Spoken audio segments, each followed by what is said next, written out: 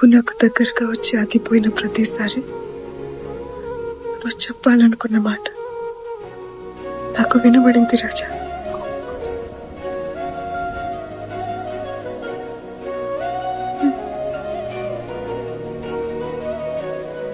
కానీ ఎలా బదులు చెప్పాలో తెలియలేదు.